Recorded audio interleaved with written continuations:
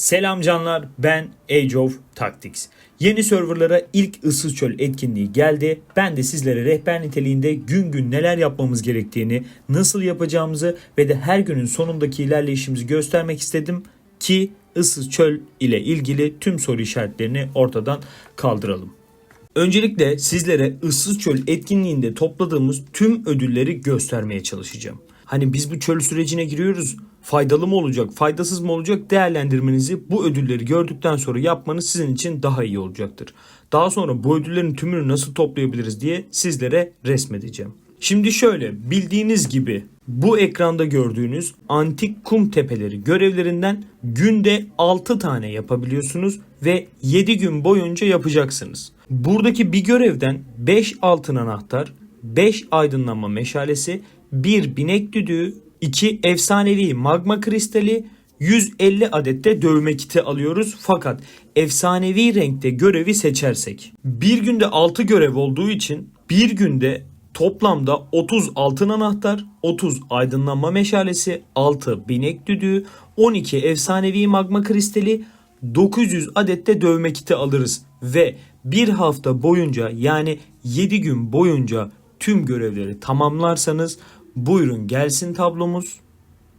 Dostlar, gördüğünüz gibi 7 gün boyunca sadece antik kum tepeleri görevlerini yaparak 210 altın anahtar, 210 aydınlanma meşalesi, 84 efsanevi magma kristali, 42 adet binek düdüğü ve 6300 adet dövme kiti toplayabilirsiniz. Fakat aşağıda da gördüğünüz gibi sadece en soldaki efsanevi görevleri, her gün 6 adet efsanevi görev tamamlarsanız bu ödüllerin hepsini alabilirsiniz.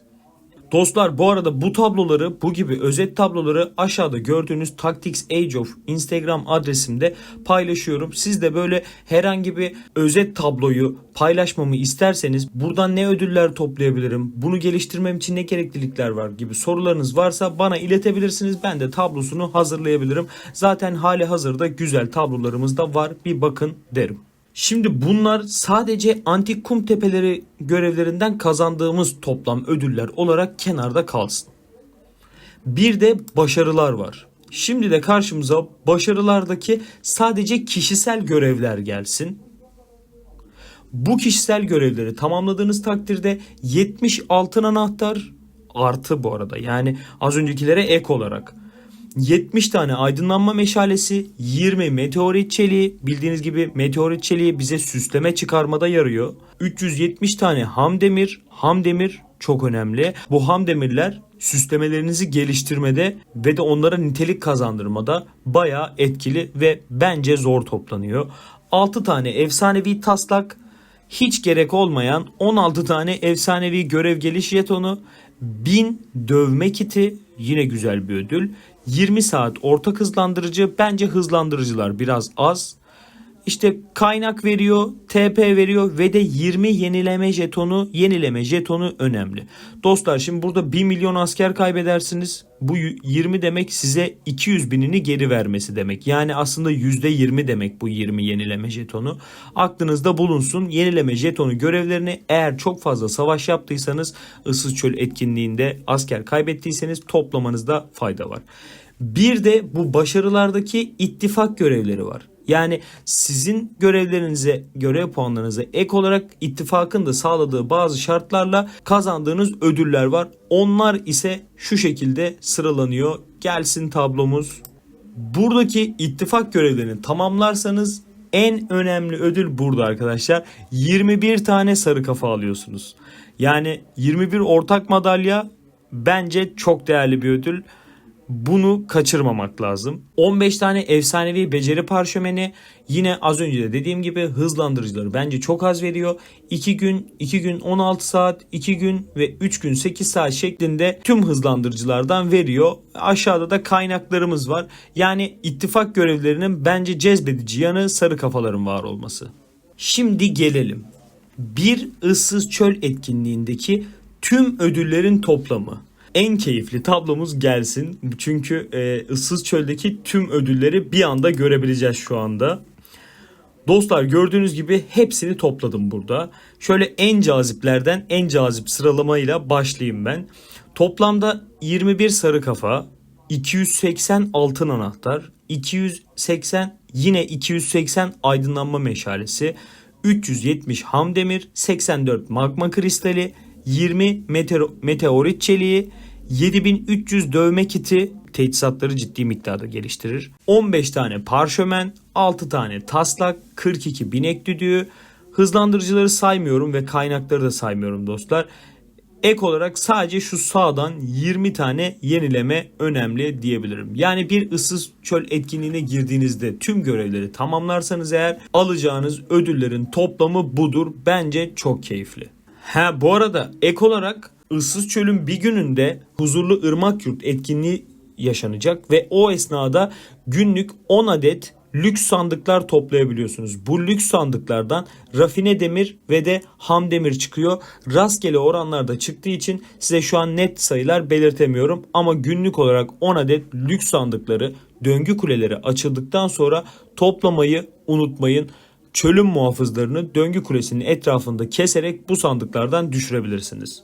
Gördüğünüz gibi ıssız çöl 4 farklı krallıkla oynanıyor. Şu an dahil olduğumuz çöl grubunda 308, 324, 327 ve 328. krallıklar var. Bu 4 krallığın haritanın merkezinde bulunan Aarhus Sarayı'nı elde etmek için 7 günlük ilerlemesini ve de savaşını birlikte gözlemleyeceğiz. Size 7 günlük süreçte nasıl daha fazla puan kazanabiliriz ve neler yapmamız gerektiği ile ilgili her şeyi şimdi anlatacağım. Az önce bahsettiğim tüm ödülleri alabilmek için bu adımları takip etmemiz şart.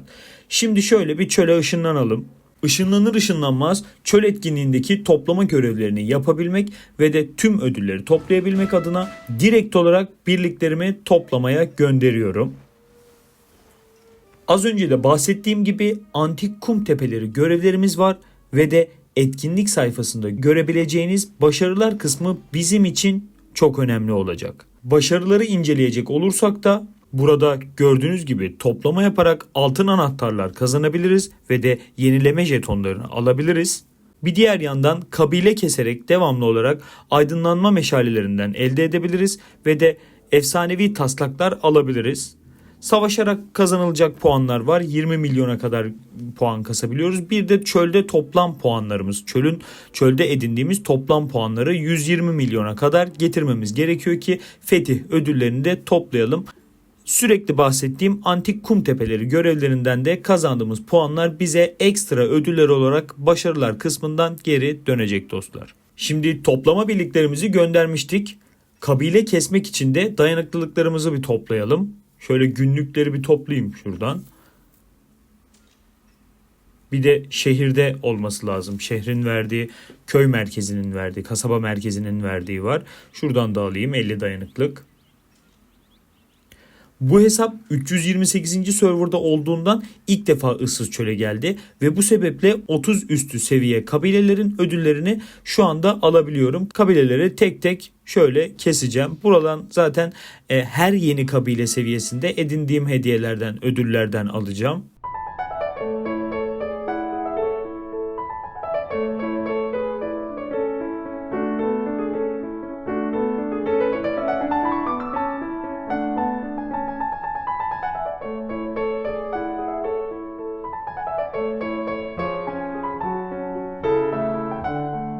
Evet, 35. seviyeye kadar olan kabilelerle mücadele ettik ve ödüllerimizi topladık. Bundan sonra otomatik kabile kesmeye bırakıyorum birliğimi. Puanlarımızı kontrol edersek de gördüğünüz gibi 67.000 puanı az önce kestiğim kabilelerle elde ettim. Şöyle puan tablosundan da bakabiliriz. Gördüğünüz gibi 67.500 puanım var burada. Sağ üstteki sezonluk puanı tıklayarak da toplam durumunuzu inceleyebilirsiniz ve geçmiş çöl anılarınızın özetini okuyabiliyorsunuz buradan. Şu anda eski bir çöl anım olmadığı için burada sadece sezon 2'yi görebiliyorsunuz arkadaşlar. Şimdi şöyle başarılarda da gördüğünüz gibi aşağıda biraz daha ineyim. Antik kum tepeleri görevleri var. Şunları bir tamamlamak için birkaç tane antik kum tepeleri görevlerinden tamamlamaya çalışalım ve bu süreci birlikte geçirelim istiyorum. Buyurun birlikte bakalım. Şu anda puanımız gördüğünüz gibi 0 görünüyor. Yani zaten herhangi bir şey yapmadık. Şöyle şu an sizinle birlikte başlıyorum ben de. Şöyle görev sayfamızı açtığımızda görüntüle dediğimizde gördüğünüz gibi burada 3 farklı görev görebiliyorsunuz. Buradan daha fazla ödül alabilmek için en soldaki efsanevi görevlerden seçmemiz gerekiyor. Buradaki görevleri kabul ettikten sonra değiştiremezsiniz, ancak iptal edebilirsiniz, terk edebilirsiniz görevi. Siz de daha fazla ödül ve daha fazla puan kazanmak istiyorsanız o ekranda en soldaki yani efsanevi görevleri seçmeniz gerekir. Şimdi ben şöyle görevleri tamamlayayım. Bakın, görev tamamlandığında zaten sol altta görebiliyorsunuz. Az önce bahsettiğim bir görevin ödüllerini şu anda topluyorum. Buradan aydınlanma meşalesi ve de altın anahtarlar falan alacağım. Gördüğünüz gibi en yüksek ödülü en soldaki veriyor ve ödülleri topladım.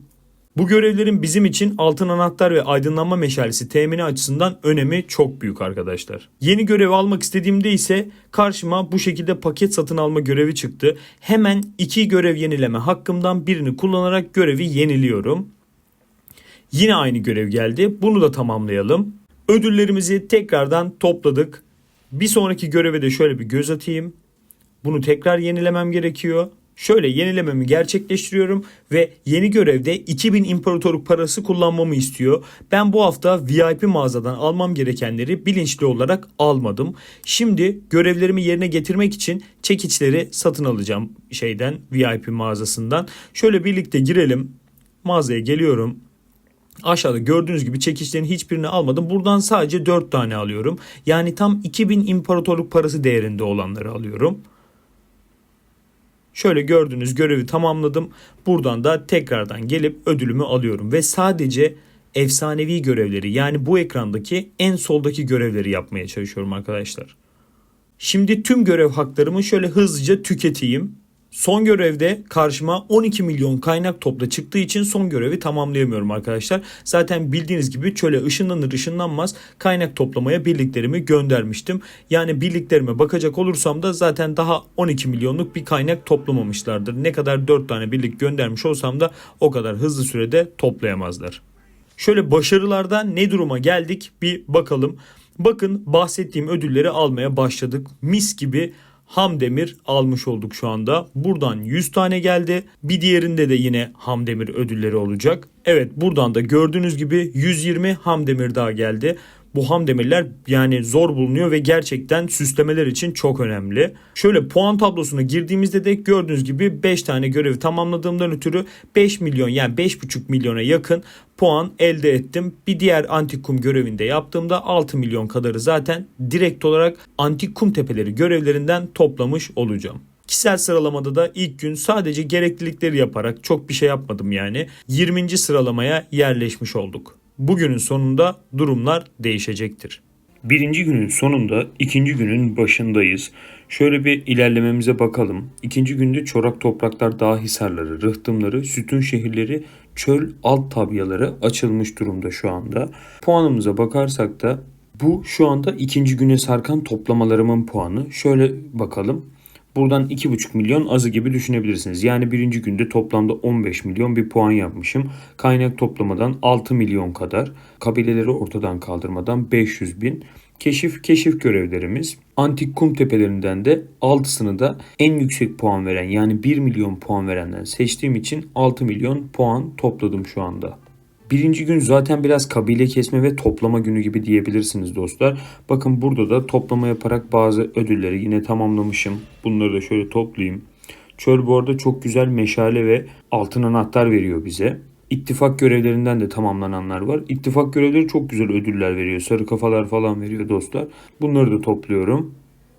Şimdi ikinci günde ise bakın, zaten şöyle haritaya geçelim hemen beraber. Şöyle geri çekiyorum. Ben toplamadaydım. Rıhtım açıldı. Karşı tarafa geçtik. Şimdi bu şekilde adımları izleyerek gidip sütun şehirlerinden Kedi şehrini ve de Aslan şehrini almayı düşünüyoruz. Biraz daha şehir işgalleri yaptığımız ve de tabyaları attığımız bir gün olacak.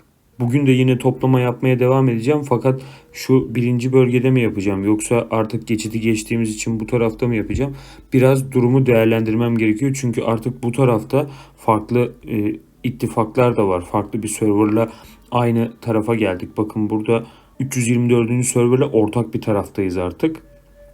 Bu tarafta toplama yaptığım sürece gelip benim toplamalarımı kesebilirler. Fakat böyle kaçak göçek yaparsam da bu tarafta yapmak daha mantıklı. Çünkü şöyle yakından göstermeye çalışayım. Bakın burada 8 seviye toplama kampları mevcut. Buralardan daha çok ya da daha rahat bir şekilde toplama yapabiliriz. Ama ben birinci bölgede takılabilirim. Sadece işgal edeceğimiz şehirleri desteklemek amacıyla rıhtımın diğer tarafına geçebilirim diye düşünüyorum şu anda. Şöyle buradaki antik kum görevlerini şu şekilde tamamlamanız gerekiyor dostlar. Zaten az önce de söylediğim gibi 6 milyon puan toplamak istiyorsanız burada 6 milyon kişisel puan toplamak istiyorsanız en soldaki görevleri bitirmeniz gerekiyor. Ayrıyeten de dayanıklılıklarımı sürekli kabilelere harcayacağım diye harcamam gerekiyor diye düşünmeyin. Buradaki görevleri yaptığınızda da keşif görevlerini tamamlamış oluyorsunuz. Bunlar da size yine çölde puan kazandıracaktır. Canlar, ikinci günün sonuna geldik sayılır. Şöyle bugünü size bir özetlemek istiyorum. Önce isterseniz çöl haritası üzerinden şöyle bir bakalım. Bakın gördüğünüz gibi rıhtımdan geçtik ve 2 tane şehir aldık. Şöyle Kedi şehrine ve de Aslan şehrine sahip olduk artık. Buradaki döngü kulesine plan yapıyoruz. Harita normalde şu şekilde. Şöyle biraz daha geriden göstereyim. Burada serverımızda bulunan diğer ittifak bizden biraz daha güçsüz olduğu için tek şehir ve tek döngü kulesi kaldı ona. Biz burada 2 şehri alabildik ve de döngü kulesine doğru yol alıyoruz. Şimdi isterseniz puanlara bir bakalım. Şöyle geliyorum ikinci güne. Puanlarıma baktığımda bugün 19 milyon puan toplamışım. Döngü kuleleri daha açılmadığı için oradan herhangi bir puan alamadım. Kaynak toplamada 8,5 milyon puan kazanmışım. Fakat şöyle bakın, kaynaklarım şu an dolu gördüğünüz gibi. Fakat toplamadım, yani geri çekmedim. Tam dolsun, öyle geri çekmek istiyorum. Bunları da geri çekmiş olsam bugünkü toplamam gerçekten güzel oldu. Fakat zaten yarına da yansıyabildiği için bir problem yok. Genel puanımı etkilemiyor. Kabileleri ortadan kaldırmada 432 bin puan kazandım. Kabileler biraz az puan veriyor. Keşif görevlerinden 3,5 milyona yakın bir puan topladık. 2 tane üstün şehri fethettiğimiz için, işgal ettiğimiz için 930 bin puan da oradan kazandık. Antik kum tepelerinden de her gün olduğu gibi 6 milyon puan toplamış oldum. Şimdi zaten haritada da gördüğünüz gibi hem döngü kulesine hem de artık gök mavisi kapısına doğru, yani ebedi diyara doğru yol almak istiyoruz. Şöyle bir 3. günde ne olacağını da size göstereyim. Programa girdiğimde şuradan 3. günde gördüğünüz gibi döngü kulesi ve yasak bölge Dağhisarı açılıyor. Yani döngü kuleleri üzerinde çalışacağız burada. Döngü kulesi etrafında çıkan muhafızları keserek oradan da günlük 5 milyona yakın puan toplamaya çalışacağız dostlarım. Yarın görüşmek üzere. Evet arkadaşlar, ıssız çölde 4. günün sonuna geldik. Şu anda ittifaklar bu şekilde ilerleme sağladı. Biz şu aşağıda sarı olanlarız. Böyle server görebilin diye böyle bir ayrıntı bırakmak istedim. Şöyle şimdi biraz detaya inelim. Gördüğünüz gibi artık herkes ebedi diyarın rıhtımına yanaştı. Kapılara doğru ilerledik yani. Herkes ortada buluşmak için güzel bir gayret içinde. Sıkı şeyler olmadı fakat bazı anlaşmazlıklar yaşanmadı da değil. Her çölde olduğu gibi. Biz ilerlememize bakalım isterseniz. Şöyle geliyorum. 4. günün sonunda server sıralamasında 3. sıradayız. Pek bir fark olduğunu düşünmüyorum ben. Şu anki farklar kapatılabilir. Hele ki Ağrı Sarayı'nın etrafındaki dönecek savaşta bayağı bir fark kapatılabilir gibi geliyor bana. 3. sıra tabii ki kötü bir sıralama ama ilerleyen süreçlere bakacağız. Bugünkü puanıma baktığınızda 25 milyon puan yapmışım arkadaşlar. Yine 5 milyonunu döngü kulesinden, yaklaşık 8 milyonunu kaynaktan, 500 binini kabilelerden, 3,5 milyon kadarını keşiften ve daha önemlisi şöyle antik kum tepelerinden 7 milyon kazanmışım. 7 milyonu nasıl kazandım? Bir tane görev önceki günden kalmış. Bugün de toplayınca bugüne 7 milyonu yansıttı. Normalde bir günde 6 milyon puan toplayabilirsiniz maksimum. Sezonluk puanlarıma baktığınızda ise durum, vaziyet bu. Döngü kuleleri zaten 2 gündür aktif ve 2 gündür topladığımız için 10 milyon puan elde etmişiz. Kaynak toplayarak neredeyse toplam puanımızın yarısını kaynak toplamadan elde etmişiz arkadaşlar. Kabileler etkisiz. Keşifler yine bir 10 milyon kadar vermiş. Sütun şehirlerini işgallerimizden 5 milyon kadar kazanmışız.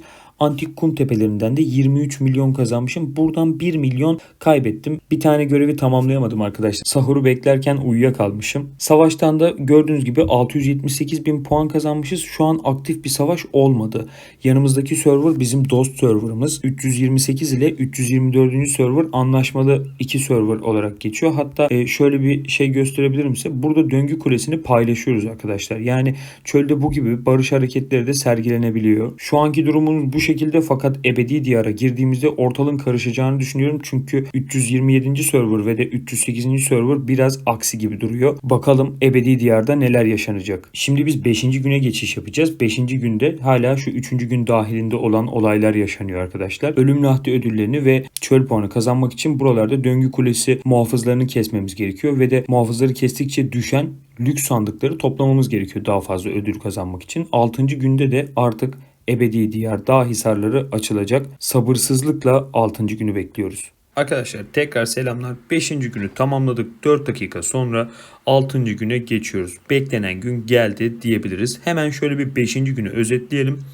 5. günde 28,5 milyon puan kasmışız. Sezonluk toplam puanımız da 114 milyona kadar çıktı. Bildiğiniz gibi şöyle 120 milyon yaptığınızda burada bir ödülünüz daha var. Onu da almış oluyorsunuz.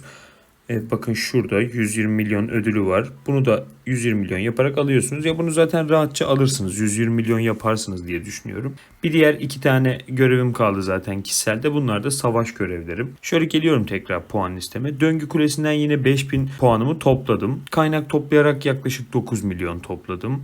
İşte kabileyi saymıyorum. Keşiflerden yine 2,5 milyon kadar. Sütun şehrinden toplayabildiğimiz kadar aldık. Antik kum tepeleri görevlerini yine 6'da 6 yaptım. Ve de 4,5 milyonluk bir savaş puanı kazandım. Savaş puanımı da şuradan elde ettim. Burada 324. serverda bir ittifakta tanıdıklarım vardı. 327. serverdan burayı bastırınca ben de bu noktada biraz destekte bulundum. Buradaki artık savaş dinmiş durumda. Fakat RBN ittifakını desteklemek amacıyla biraz burada savaştım ve boy gösterdik diyebilirim. Rakiplerimiz güçlü. Yani bu desteği gösterirken rakiplerimizin gerçekten güçlü olduğunu da fark ettim bu arada. Şimdi 6. gün başlayacağı için şu toplamayı geri çekiyorum. Buraya koymuştum böyle biraz toplasın diye. Puan puandır. Şöyle gelsin. Şimdi hep söylediğim gibi 6. günde artık ebedi diyara giriş yapacağız. Planlar yapılmış farkındaysanız.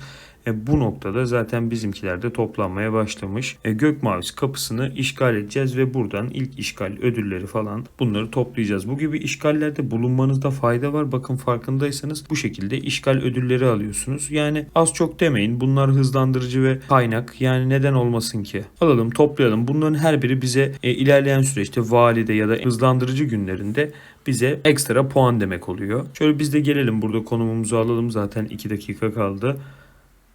Büyük ihtimalle dakikayı doldurmaz zaten direkt gök mavisi kapısına giriş yapmış olacağız. Herkes bu şekilde bulunduğu bölgedeki kapıları almakla ilgilenecek. Yani biraz canlı bir saatlerdeyiz aslında. Biz de şöyle yerimizi alalım, buradan desteğimizi veririz. Bakın mesela benim hesabım buradaki döngü kulesi muhafızlarını kesme konusunda biraz zorlanıyor. Zorlandığı için ben de böyle döngü kulesi etkinlik saatlerinde buralarda takılarak lüks sandıklar toplamaya çalışıyorum. 7 tane topladım. 3'ünü de topladım. Yani günde toplam 10 hakkınız var. Onları da aldım.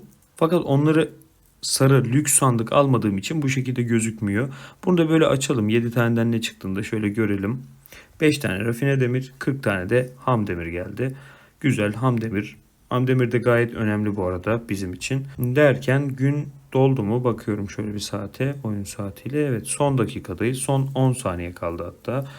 9 saniye sonra artık ebedi diyara girişi başlatıyoruz diyebilirim arkadaşlar. Evet, yeni güne geçer geçmez farkındaysanız gök mavisi kapısına hemen savaş açıldı. Birazdan saldırıya başlayacağız zaten. Şimdi hemen şuradan bir rally bildirisi de gelir diye düşünüyorum. 20 dakika sonra hazırlık süresi dolduğunda artık gök mavisi kapısını işgal edip buradan geçeceğiz dostlarım. 6. gün ebedi diyar dağ hisarları açılıyor gördüğünüz gibi. Gök mavisi kapısının işgalinden sonra tabii ki de hedefimiz Ağru Sarayı'nı işgal etmek olacak ve de son görevimiz olan Ağru'da taçlandırılan görevini de tamamlamak için mücadele edeceğiz. Kişisel görevlerimizi de zaten oradaki savaş esnasında tamamlarız diye ümit ediyorum dostlar. Issız Çöl'ün 6. günü de bitecek. Şu anki haritada durumumuz şu şekilde.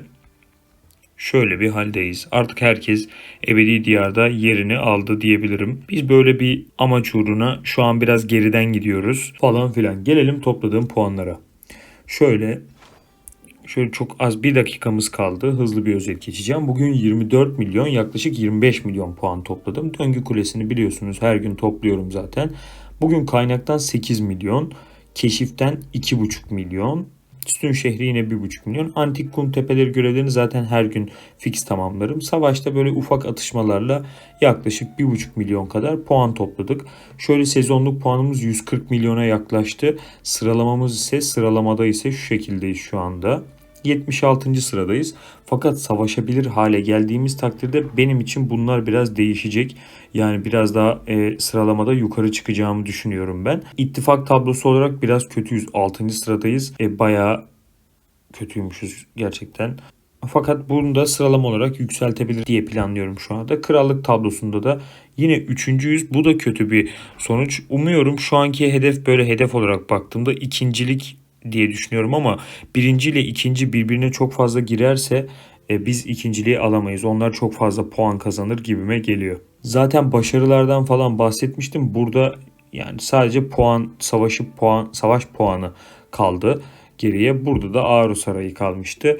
Buradaki durum devam ediyor. Bugün artık Issız Çöl'ün son gününde artık haritanın ortasında Ağrı Sarayı'nı almak için herkes mücadelesini verecek ve de tüm kozlar kullanılacak, tüm askerler meydana sürülecek diyebilirim dostlar. Şöyle zaten herkes de gördüğünüz gibi ortaya doğru yaklaşmakta. Ve şu anda 7. güne geçtik mi? Evet, 7. güne geçtik. Ağrı Sarayı açılıyor. Bugün artık heyecan dorukta o gün geldi yani sonunda. Sabah 4 ile Türkiye saatiyle sabah 4 ile 8 arasında 4 saatlik bir Ağrı Sarayı yarışması olacak. Tam da Türkiye'de şu an Ramazan ayındayız. Sahura denk geliyor. Biz sahur etkinliğimizi yaparken diyelim. Burada da bir yandan da Ağrı Sarayı yarışmasına katılacağız ve de savaş gerçekleştireceğiz. Bakalım neler olacak. Dostlar, sakin bir savaş sürecinde savaş tamamlandı. Biz kaybettik. Üçüncü sıralamadayız şu anda. 308. server ciddi bir üstünlük gösterdi. Zaten birinci oldukları için 20 milyar server puanı, krallık puanı aldılar. Ben de güzel bir etki gösterdiğimi düşünüyorum. Fakat tabii ki de yeterli olmadı. Bugün daha günün başındayız bu arada. Yani gün geçtikten bir saat sonra savaş başladı direkt. Gece savaşıydı bildiğiniz üzere. Ben de 10 milyon puanı muhafızları keserek elde ettim ve de 20 milyon puanı da savaşarak kazandım. Toplamda sezonluk puanım 169, 170 milyona kadar geldi. 170 milyon ile buradaki sıralamaya bakarsanız şu anda 101. sıralamadayım. Şimdi size şöyle bir detay göstermek istiyorum. Hani 101. sıralama kötü diyoruz ya. 101. sıralama ve çevresine şöyle bir bakalım. Geliyorum. Dostlar bakın, ben 10 milyon, 11 milyon gücünde bir hesabım şu anda ve tek birlikle yapıyorum bunları. Benim altımdaki ve üstümdeki kişilerin puanlarına bakarsanız bakın, mesela 100. sıralamada 18 milyon, 23 milyon, geri gidiyorum böyle. 17 milyon, 26 milyon, 30 milyon, 21 milyon, 18 milyon gibi. Biraz da böyle altıma bakalım.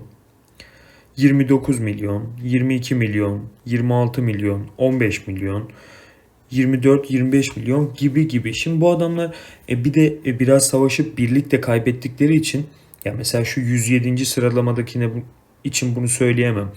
Erdem puanı yok yani adamın.